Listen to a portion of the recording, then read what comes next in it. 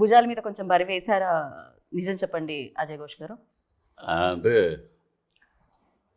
అది ఆ బరువు ఎప్పుడైనా నాకు అట్లాంటి బరువే మొయ్యాలని కోరిక నాకు. అది శివ వేసాడు. నేను మొయ్యగలనా లేదా అనేది నేను మోతాను తెలుసు, నేను మొయ్యగలనా లేదా అని అతనికి తెలుసో లేదని చెప్పేసి కొంతకాలం ఆపా. లేదండి మీరే మోస్తారండి అది అని. సర్లే అని చెప్పేసి మోసుకెళ్ళి మరి 31వ తారీఖు రిలీజ్ అవుతుంది, ఏం చేస్తారో మరి చూడాలా. కొంతకాలం ఆపడానికి డౌట్ ఏంటి? మీరు మొయ్యగలరా లేరా అని ఆపారా, ఆయన మొయ్యగలరా లేరా అని ఆపారా? అంటే నా మీద అంత ఇది ఎందుకు అని. ఇప్పుడు పెద్ద ఆర్టిస్టులు ఇప్పటికే బాగా పాపులర్ అయిన వాళ్ళు ఉన్నారు, ఆ క్యారెక్టర్లు బాగా పండించగలిగిన వాళ్ళు ఉన్నారు. పెద్ద పెద్ద ఆర్టిస్టులు రాజేంద్ర ప్రసాద్ గారు కానీ, పెద్ద నరేష్ గారు కానీ, ఇంకా చాలామంది ఉన్నారు. వాళ్ళైతే ఒకటి అన్నాడు, వాళ్ళు ఆల్రెడీ చేశారు స్వామి ఇవన్నీ ఇట్లాంటివి. కానీ ఇది మీరైతేనే కొంచెం నాకు ఇది అవుద్ది, వర్కౌట్ అయింది, చేయగలరు, చేయించాలి మీ చేత అని అంటాడు. ఇదేంద్ర స్వామి అనుకొని సరే. తర్వాత కథ బాగా నచ్చిందండి నాకు.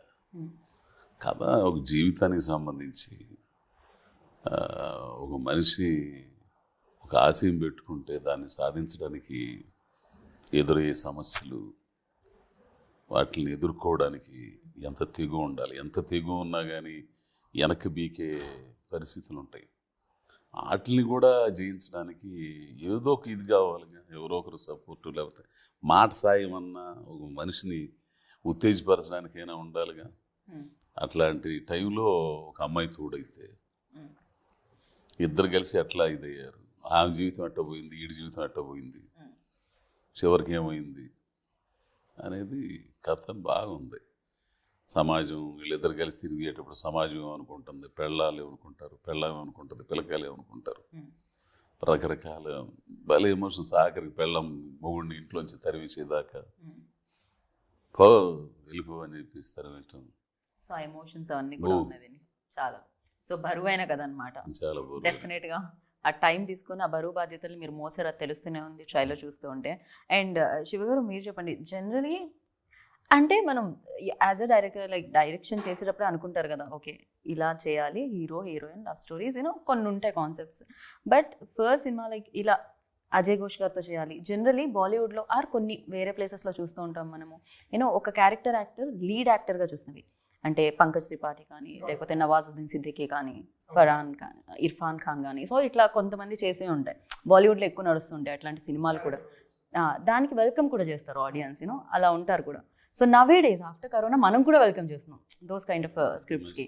యా సో అలా మీ థాట్ ప్రాసెస్ ఎలా ఉండింది? అండ్ ఈ సినిమాతోనే ఫస్ట్ ఆడియన్స్ నేను మెప్పించాలని ఎలా అనుకున్నారు? సో ఎలాంటి జర్నీ జరిగింది వెనకాల?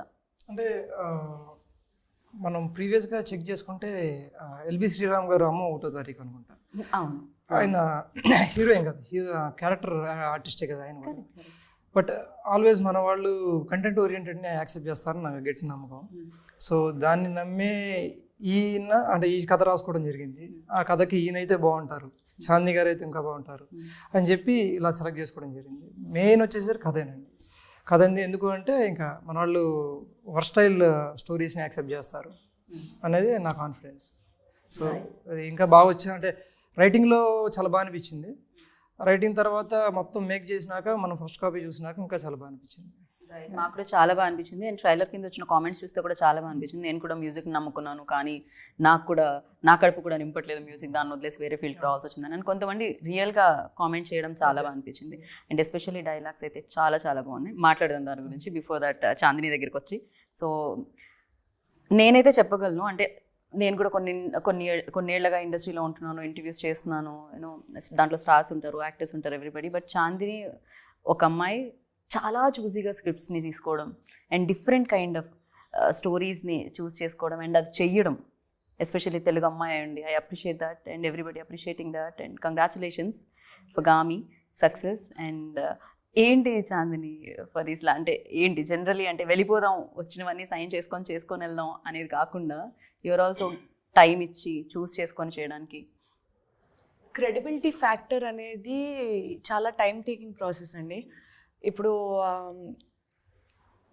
నన్ను ఎందుకు చూడాలి, నేను చేసే సినిమాలు ఎందుకు చూడాలి వెన్ యూనో ఇంతమంది యాక్ట్రెసెస్ ఉండగా నేను ఏంటి స్పెషల్గా ఏం తీసుకురాగలను ఆడియన్స్ కానీ నేను కానీ నా లోపల ఉన్న ఒక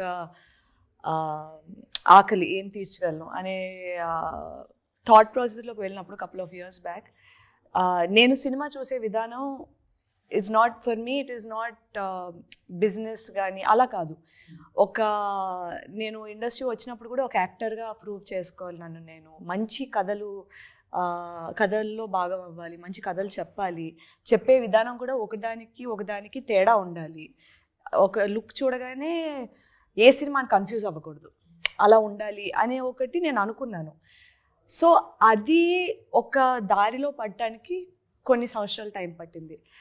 కానీ ఇలా నేను డైరెక్ట్గా చెప్పకుండా మీ అంతటా మీరు అది అబ్జర్వ్ చేశారంటే నాకు అది ఒక టిక్ మార్క్ లాగే, ఎందుకంటే అది ఒక వ్యాలిడేషన్ లాగా.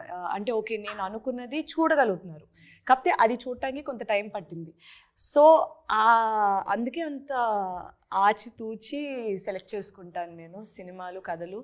అండ్ చెప్పే కథల్లోని కొంచెం సోల్ ఉండాలి. ఒక అంటే సరదాగా ఉండాలి, కానీ ఒక లెసన్ కానీ ఒక ఇన్ఫర్మేషన్ కానీ ఏదో ఒకటి ఆడియన్స్కి వెళ్ళాలి అనే ఒక పాయింట్ ఎప్పుడు నేను మైండ్లో పెట్టుకునేదాన్ని. అండ్ ఇలాంటి సోల్ఫుల్ సినిమాలు, ఇలాంటి సొసైటీకి బాగుంటుంది ఇలాంటి కథలు ముందుకు వస్తే, అలాంటి సినిమాలు చేయడం నాకు చాలా ఆనందం ఇస్తుంది. సో మేబీ అందుకే ఏమో అలాంటి కథలు కూడా నన్ను వెతుక్కుంటూ వస్తున్నాయి. So that is actually seriously అది వెతుక్కుంటూ రావడం కూడా ఒక మంచి విషయం కదా. చాలా టైం పట్టిందండి ఆ పొజిషన్కి రావడానికి. ఎందుకంటే నేను ఈ దారిలో రావాలంటే చాలా సినిమాలు వదులుకోవాల్సి వస్తుంది. సో మనం కొన్నిసార్లు ఆ పొజిషన్ వరకు వెళ్ళటానికి టైం పడుతుంది. సో అలాంటప్పుడు ఆ సినిమాలు వదులుకునే పరిస్థితిలో మనం ఉండం, కానీ we have to do it, which means కొన్ని సాక్రిఫైసులు చేయాల్సి వస్తుంది, ఒక పర్సనల్ లెవెల్లోని, ఒక ప్రొఫెషనల్ లెవెల్లోని, ఆల్ ఆఫ్ దట్. సో అలా చేసి అడుగు వేసుకుని రావడం వల్ల స్టార్టింగ్లోని చాలా వరకు వర్కౌట్ అవ్వలేదు ఇన్ టర్మ్స్ ఆఫ్ కమర్షియలీ కానీ. కొన్నిసార్లు వర్కౌట్ అవ్వట్లేదు కదా, మళ్ళీ జనరిక్ ఫార్మాట్లోకి వెళ్ళిపోదాము అనే ఒక థాట్ వచ్చినా సరే నేను కన్విన్స్ అవ్వలేకపోయేదాన్ని. ఇలాగే చేయాలి, ఇలాగే చేసి పేరు తెచ్చుకోవాలి అనే ఒకటి ఉండేది లోపటి నుంచి. అలాగే చేశాను. థ్యాంక్ఫుల్లీ అలా వర్కౌట్ అవుతుంది. ఇప్పుడు టైం పట్టింది కానీ వర్కౌట్ అవుతుంది. బికాజ్ అందరికీ తెలుసు మీ పేరు చాందిని చౌదరి అని. సో మంచి కథలు ఉంటే అప్రోచ్ అవుతున్నారు, లైక్ శివ గారు లాంటి వాళ్ళు ఉండే ఎవ్రీబడి. సో అది మంచి విషయం కదా. ఎవరో అంటారు, ఒక డైలాగ్ ఉంటుంది, సక్సెస్ వెనకాల పరిగెత్తకూడదు, సక్సెస్ పొందడానికి క్యాపబుల్గా మారాలి అని చెప్పి. Maybe it will take. Yeah, correct. So అంతే.